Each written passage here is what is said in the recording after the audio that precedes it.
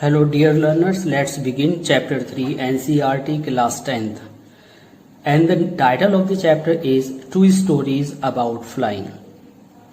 Hindi version lecture है ये और इसमें आप हिंदी में सारी समरी और डिटेल्स को जानेंगे। इससे अलग आपके लिए इंग्लिश में भी लेक्चर अपलोड कर दिया जाएगा और उसका लिंक आपको डिस्क्रिप्शन बॉक्स में दे दिया जाएगा। आप वहां से इंग्लिश वर्जन भी चूज कर सकते हैं। एनसीईआरटी की बुक्स अब सिर्फ सीबीएसई बोर्ड में ही नहीं बल्कि यूपी बोर्ड के लिए भी बहुत यूजफुल हैं, क्योंकि यूपी बोर्ड में एक मेजर चेंज आ गया है।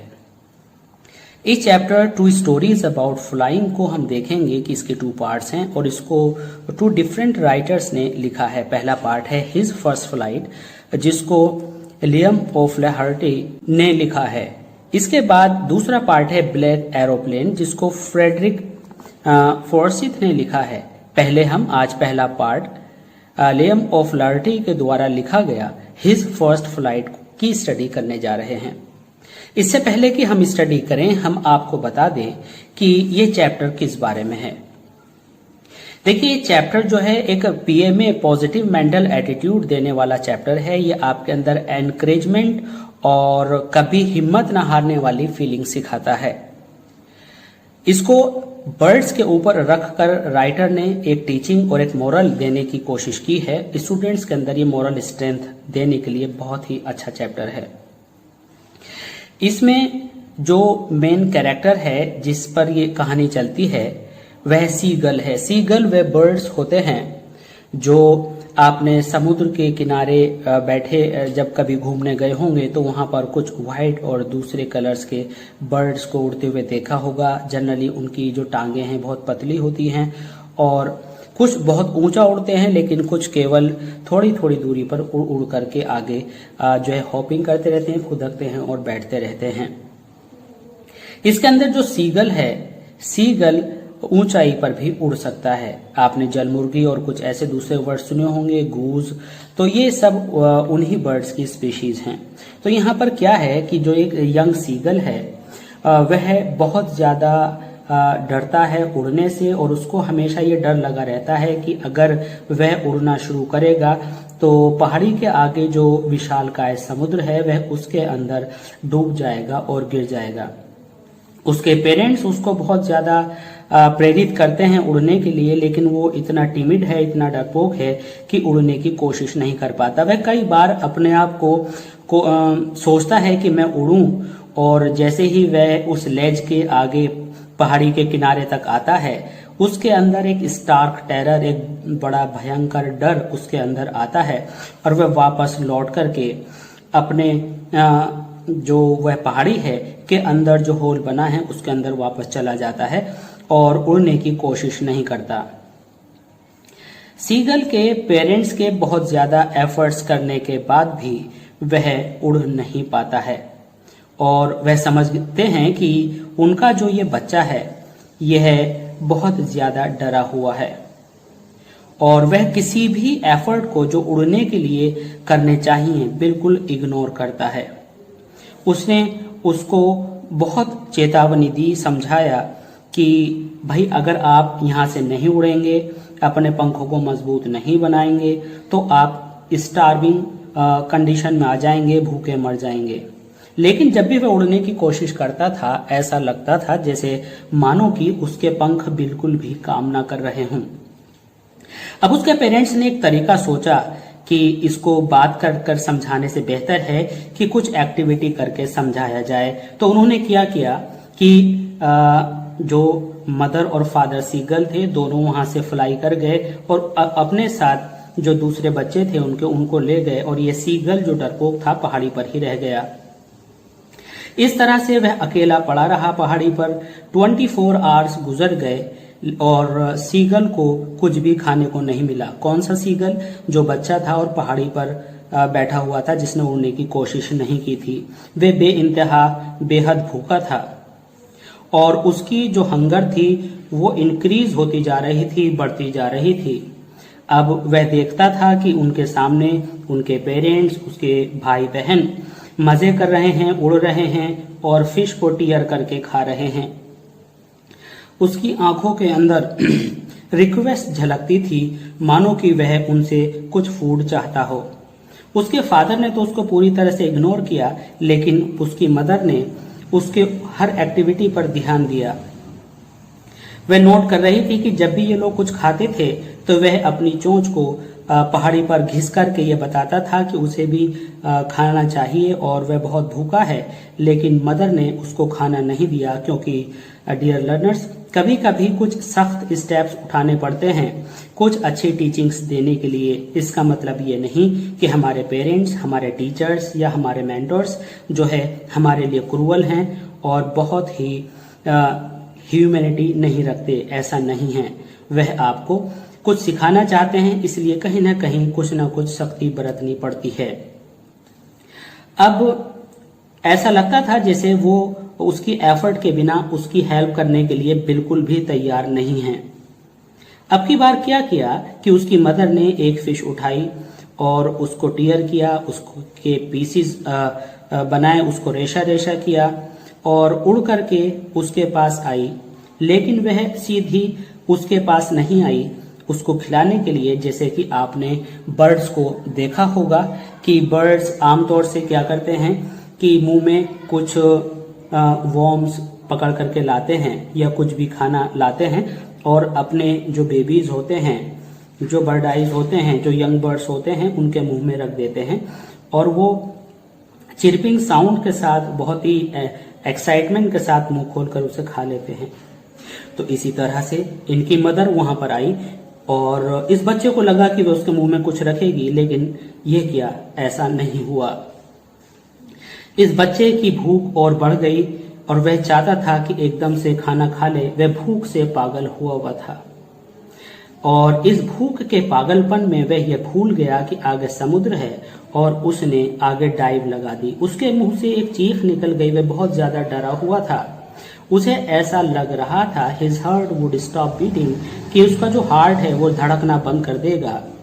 उसे कुछ भी सुनाई नहीं आ रहा था। उसको जो डर था उसने उसको पूरी तरह से उस बर्ड के ऊपर अपना काबू कर लिया था। उसने अपने विंग्स को पूरी ताकत से फड़फड़ाने की कोशिश की। अरे ये क्या, उसने पाया कि उसके विंग्स तो पूरी ताकत के साथ एक दूसरे को टकरा टकरा करके पूरी तरह से काम कर रहे हैं। कभी वह उसकी ब्रेस्ट से ऊपर बैक पर जाते हैं, कभी नीचे आते हैं। धीरे से उसे पता चला कि उसके विंग्स एयर को काटने लगे हैं। अरे वाह, वह तो हवा में तैर रहा है। अरे वह तो अब डरना बंद कर चुका था। वह कभी ऊपर जाता था, कभी नीचे जाता था।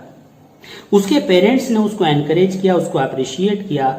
अरे वाह, ये क्या, उसने उड़ना शुरू कर दिया। उसके ब्रदर्स, उसके सिस्टर्स भी उड़ते उड़ते उसके पास आए और उसकी जो ये पहली फ्लाइट थी ये सक्सेस में बदल गई। वह निडर होकर के चारों तरफ उड़ा और उड़ता रहा और फिर वह कभी ऊपर गया, कभी नीचे गया। उसके ब्रदर्स और उसके सिस्टर्स तो ग्रीन फ्लोरिंग पर बैठे थे। ग्रीन फ्लोरिंग का मतलब है डियर लर्नर्स कि जो ओशन है उसके अंदर जो रिफ्लेक्शन आता है वेजिटेशन का, पहाड़ियों का, तो वह ग्रीन था वहां पर और उसके ऊपर वह तैर रहे थे। उसने उस ग्रीन फ्लोरिंग पर बैठने की कोशिश की और उसने ये महसूस किया कि उसकी जो ब्रेस्ट है वो लगभग उस ग्रीन वाटर में डूबती जा रही है, लेकिन थोड़े ही कुछ सेकंड्स के बाद उसे लगा कि वह अब डूबना बंद हो गया है और वह उस पर फ्लोट कर रहा है। यह देखते ही उस सीगल बेबी के जो parents and brothers and sisters थे वे उसके अराउंड फ्लाई करने लगे और अपने मुंह में डॉग फिश के पीसेस लेकर के उसको चीयर अप करने लगे और अप्रिशिएट करने लगे।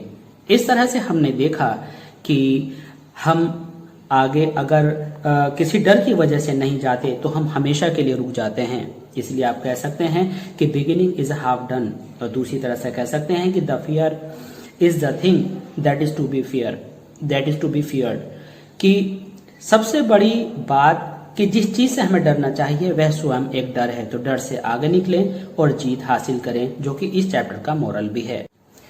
Now let's begin this first part of the chapter, the two stories about flying. The first part, his first flight. The story goes like this. Story कुछ इस तरह से चलती है। The young seagull was alone on his ledge. वह young seagull अपनी लेज पर, जो उस स्मूथ पहाड़ी का जो सिरा था उस पर अकेला रह गया। उसके 2 brothers and his sister and had already phloem away. उसके 2 भाई और उसकी एक बहन पहले ही वहां से उड़कर अवे द डे, दिन में पहले जा चुके थे। Before he had been afraid to fly with them. वह उनके साथ उड़ने में बहुत ही पैनिक और डरा हुआ फील कर रहा था, इसलिए वह वहां पर नहीं गया। आप लोग उस पोर्शन को अंडरलाइन करते हुए चलेंगे, जिसको हम यहाँ पर अंडरलाइन करेंगे, क्योंकि वह अंडरलाइन किए हुए पोर्शंस आपके आंसर्स में काम आने हैं। और आप टेक्सचुअल लैंग्वेज को यूज करने की कोशिश कीजिएगा। टेक्सचुअल लैंग्वेज यूज करने में ये हमारा जो बेनिफिट रहता है कि हमें लिटरेरी वर्ड्स याद होने लगते हैं और स्टोरी को रिकॉल करना बहुत आसान हो जाता है, स्टोरी को याद करना बहुत आसान हो जाता है। हम देखेंगे कि एक वर्ड आया यहाँ पर लेज। लेज को अगर हम पिक्चर में समझ लें तो बहुत आसान होता है। ये जो पहाड़ी का स्मूथ पोर्शन है इसको हम लेज कहेंगे। इस तरह का किनारा आपने खिड़की से बाहर निकला हुआ देखा होगा और कई जगहों पर हो सकता है जिसके आगे डेप्थ आ जाती है, तो ये लेज कहलाता है। तो लेज क्या हुआ? A narrow horizontal shelf projecting from a wall. Projecting means जो आगे की तरह से निकल करके आया, प्रोजेक्टिंग फ्रॉम अ वॉल, और यू कैन से अ हिल और अ क्लिफ, जो कि किसी भी पहाड़ी, किसी भी क्लिफ और किसी भी हिल से आगे की तरफ निकला हुआ हो। इस तरह के प्लेस पर आप यहाँ पर देख सकते हैं कि वह यंग सीगल बैठा हुआ था। फिर क्या होता है, उसके जो ब्रदर्स एंड सिस्टर्स हैं वो पहले ही फ्लाई कर चुके थे, वह बहुत डरा हुआ था इसलिए उड़ नहीं पाया था। ठीक है, अब यहाँ पर आपका आता है कि somehow when he had taken a little run forward to the brink of the ledge and attempted to flap his wings, he became afraid. क्या हुआ कि जब उसने उड़ने की कोशिश की तो इस उड़ने की कोशिश में जैसे ही वह अपने पंखों को क्या करता था, खोलता था, डर उसके अंदर वापस आ जाता था। somehow means कैसे कैसे करके। जब भी उसने लिटिल रन लेने की कोशिश की, आगे को दौड़ करके जाकर के उसे किनारे से उड़ना था। ब्रिंक मीन्स मार्जिन, किनारा। किनारे पर आकर के जब भी वो फ्लैप करने की अटेम्प्ट करता था तो क्या होता था, वह एफ्रेड हो जाता था, बहुत डर जाता था। The great expanse of sea stretch down beneath. Great expanse means जो विशाल समुद्र फैला हुआ था। स्ट्रेच्ड मीन्स फैला हुआ, एक्सपेंस जो है नाउन है और स्ट्रेच्ड वर्ब है, दोनों ही के मीनिंग फैले हुए हैं। तो यहां पर आपने देखा कि नीचे देखने पर उसे बीनीथ मीन्स नीचे, डाउनवर्ड्स देखने पर उसे विशाल का समुद्र फैला हुआ दिखाई देता था। And it was such a long way down, और उसकी पहाड़ी की लेज मीन्स जो उसका किनारा था के नीचे बहुत गहराई उसको महसूस होती थी। माइल्स डाउन, उसे लगता था जैसे कि गहराई मीलों तक है। मीन्स जिस पहाड़ी के किनारे पर वह बैठा हुआ था उससे नीचे जाकर के जो नीचे सरफेस पर समुद्र का पानी नजर आता था वह बहुत नीचे था और उस गहराई को देखकर वह डर जाता था। He felt certain that his wings would never support him, और ही फेल्ट सर्टेन, उसको ये निश्चित रूप से महसूस होता था कि उसके विंग्स उसको कभी सपोर्ट नहीं करेंगे। So he bent his head, वह अपना सिर नीचे झुकाता। And ran away back to the little hole under the ledge, और उस छोटे से होल में जहां पर उन्होंने अपना नेस्ट बनाया हुआ था में जाकर वह छिप जाया करता था। Where he slept at night, अब वहां पर उनके ब्रदर मदर फादर तो थे नहीं और उसको वहां पर रात को सोना पड़ा अकेले। Even when each of his brothers and his little sister, उसके दोनों भाई और उसकी सिस्टर, हुज विंग्स वर फार शॉर्टर देन हिज ओन, जबकि उसके दोनों भाई और उसकी सिस्टर के विंग्स उससे कहीं छोटे थे, लेकिन फिर भी वह वहां से उड़ करके फ्लाई कर गए थे। Ran to the brink and flapped their wings, वे ब्रिंक मीन्स लेज के किनारे तक आए, ब्रिंक मीन्स किनारा, और उन्होंने फ्लैप्ड मीन्स अपने पंखों को फ्लैपिंग किया, फड़फड़ाया और वे उड़ गए। एंड फ्लीव अवे, और उड़कर दूर चले गए। He failed to muster up करेज, इसे अंडरलाइन कर लीजिएगा। ये पूरा आपको जो पार्ट ऑफ ए सेंटेंस है ये आपको एज इट इज लर्न करना है। He failed to muster up करेज, ये आपके लिए नए वर्ड्स हैं और ये पूरा कॉम्बिनेशन बहुत अच्छा होगा जब आप इसे यूज करेंगे, और इस बहाने आपको कुछ नए वर्ड्स किसी सिंटेक्स और स्ट्रक्चर ऑफ ए सेंटेंस कैसे याद करने में बड़ा अच्छा रहेगा और टेक्निकली आप स्ट्रांग होंगे। He failed to muster up करेज, वह फेल रहा सारे करेज को गैदर करने में, कलेक्ट करने में, इकट्ठा करने में। या आप एक बने हुए सेंटेंस में कह सकते हैं कि वह अपने हौसले को बनाए रखने में असफल हुआ। टू टेक दैट प्लंज, और जो उसको प्लंज मीन्स डाइव मारनी थी, जो नीचे छलांग लगानी थी। Which appear to him so desperate, और वह उसको बहुत ही ज्यादा निराश करने वाली लगी। इस सेंटेंस को एक बार फिर देखते हैं। वह उत्साह एकत्र करने में, वह उत्साह बनाए रखने में बिल्कुल असफल हुआ और उसको नीचे प्लंज लगाना, छलांग लगाना बहुत ही निराशा से भरा हुआ लगा। His father and mother had come around, उसके मदर और फादर उसके चारों तरफ आकर के उसको एनकरेज कर रहे थे। श्रीली, तेज आवाज में, shrilly means in high pitched sound. Upbraiding him means scolding, chiding, आप कोई भी मीनिंग यहाँ पर यूज कर सकते हैं। उसको डांटते हुए, threatening to let him starve on his ledge, और उसको यह चेतावनी देते हुए कि अगर वह लेज पर अकेला रहा, टू लेट हिम स्टार्व, तो वह उसको वहीं पर भूखा छोड़ देंगे, वहीं पर उसको भूखा मरने के लिए छोड़ देंगे। On his ledge unless he flee away, अगर वह नहीं उड़ा तो। अनलेस का यूज आप कंडीशनल सेंटेंस में सीख सकते हैं। But for the life of him he could not move. अब देखिए यहाँ पर दो सोच हैं। उनके पेरेंट्स को लगता है कि इसकी लाइफ, इसका सर्वाइवल, इसका पेट भरना वहां से उड़ने के बाद है, जबकि बर्ड को लगता है कि जैसे ही वो उड़ेगा पेट तो बाद में भरेगा, मर पहले जाएगा। तो बर्ड का यहाँ पर जो but for the life of him है वो ये सोच है।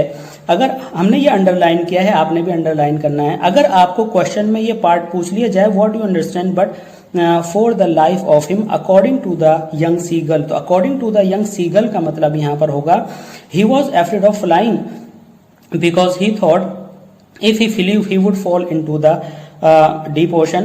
तो ये हुआ बर्ड का डर। और अगर डर पेरेंट्स का है तो पेरेंट्स के लिए क्या होगा?